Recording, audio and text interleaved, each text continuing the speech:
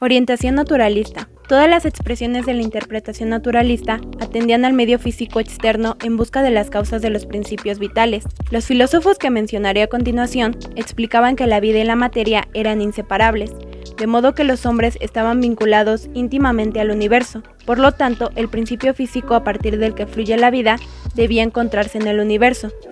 Tales, 640 a 546 a.C.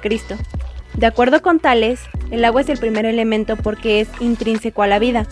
La materia y la vida son inseparables porque el agua es el origen de todo, así como el final de todo. Anaximandro, 610 a 546 a.C., propone que la Tierra es un cilindro suspendido en el centro del universo y alrededor del cual giran el Sol, la Luna y los astros. Anaxímenes, siglo VI a.C., especulaba que el aire que nos rodea, que llamaba neuma, es la causa de la vida en la naturaleza. Otra forma de orientación naturalista se debe a Demócrito, 460 a 362 a.C. Para él, nuestro conocimiento se basaba en los sentidos. La explicación primera de la vida se encuentra en los átomos que componen la materia. Demócrito decía que la cantidad de materia siempre es constante. Heráclito, 530 a.C., buscaba una sustancia que pudiera explicar la naturaleza del cambio. Su solución fue el fuego. Pensaba que el cambio es el hecho más evidente en la naturaleza.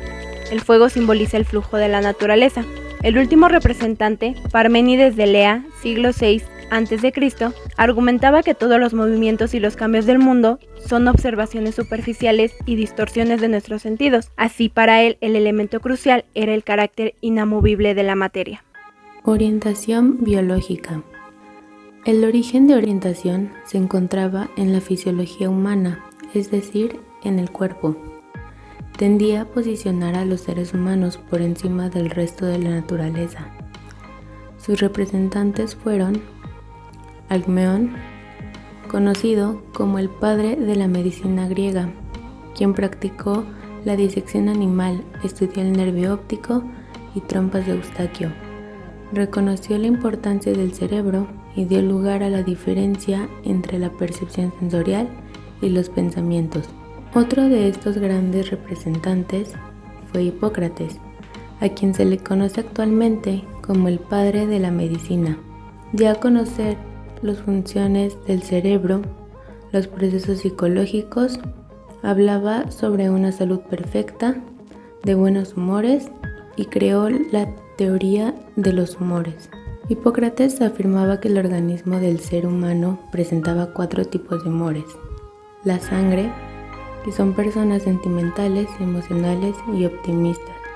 Bilis amarilla, personas poco tolerantes, propensos al estrés y tienen voluntad fuerte. Bilis negra, depresivos, somnolientos, abatidos. Y flema, personas indiferentes, muy calmadas, racionales.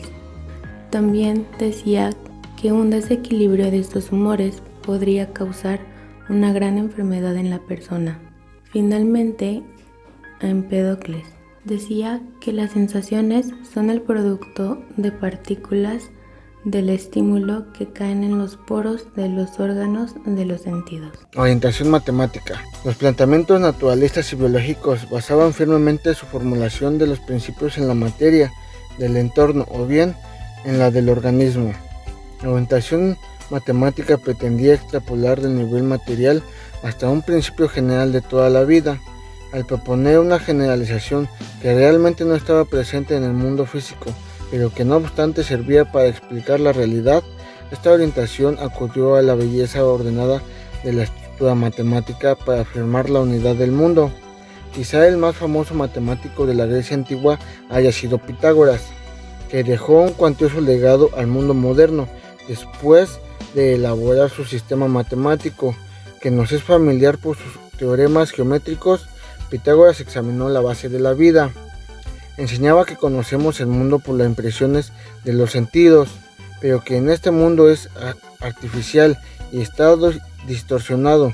Tras todas las relaciones, existe otra realidad más permanente y de índole esencialmente matemático, que no está al alcance de nuestros sentidos, definidas y explica toda en la realidad al ofrecer una unidad esencial de la naturaleza. Pitágoras afirmaba que a la muerte el alma baja al Hades y purificarse y retornar a la vida en una serie de transmigraciones que termina solo al culminar una vida de plena bondad.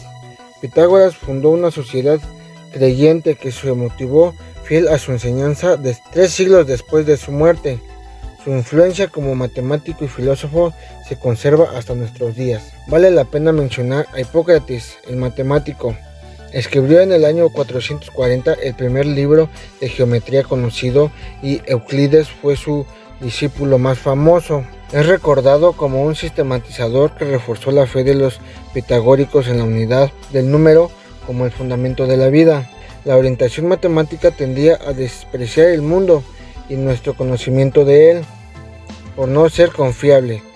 En su lugar, ofreció un reino diferente de relaciones matemáticas, un reino que no podemos conocer por medio de los sentidos. Orientación ecléctica. La orientación ecléctica, para los griegos, esta rama era todo pensamiento cuyo carácter esencial consistía en unir elementos conceptuales pertenecientes a posturas diferentes de cada persona, o heterogéneas, que son elegidos en virtud de una actitud conciliadora de diferentes opiniones. Ahora bien, la orientación ecléctica en la psicología actual y al día de hoy consiste en algo similar, que es tomar métodos para que ayuden en el caso o tratamiento de un paciente. Pero para poder llegar a esto se deben juntar diferentes ideas con las que, recaudando la información, se pueda tener un buen expediente con el simple propósito de siempre velar por el bienestar de la persona.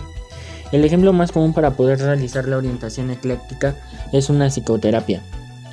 Lo que tienen en común la ecléctica antigua de los griegos y la ecléctica actual es que ambas llegan a la conclusión de que se debe recaudar información. ¿Qué es una psicoterapia? Es toda utilización de medios psicólogos para tratar un padecimiento mental, una disfunción, una inadaptación o un trastorno psicomático. Puede ser aplicada tanto a grupos de personas como también de forma individual, y es un tratamiento científico de naturaleza psicológica, que a partir de manifestaciones o físicas del malestar humano promueve el logro de cambios o modificaciones de comportamientos. También tiene que ver con la adaptación al entorno, la salud física y la salud psíquica. Igualmente con la identidad psicológica, misma que es el conjunto de abarcar diferentes ideas. Orientación humanista. Esta orientación pone al ser humano en un plano superior, gracias a la razón, el lenguaje y la introspección. Al elaborarse la noción del alma, se toma como el elemento central de la interpretación de la vida. Sin duda alguna, cada vez que hablamos de la orientación humanista, hay que hablar de Sócrates. Él fue el pilar de esta orientación, y si vamos hacia su idea central, veremos que él siempre pensó en la razón, la moral y la mayéutica. Además, el valor moral está por encima de toda injusticia. La introspección le da sentido a la conducta, y es posible obrar sobre el alma para que pueda expresar la verdad contenida en ella. Por otra parte, el discípulo de Sócrates, Platón, veía el alma dividida en dos, en moral y deseo, y nada más podía ser decidida alguno de esas dos por la razón. Claramente su idea central fueron las ideas, y esta consistía en la diferenciación entre el mundo que se percibe a través de los sentidos y lo que se conoce a través de la razón.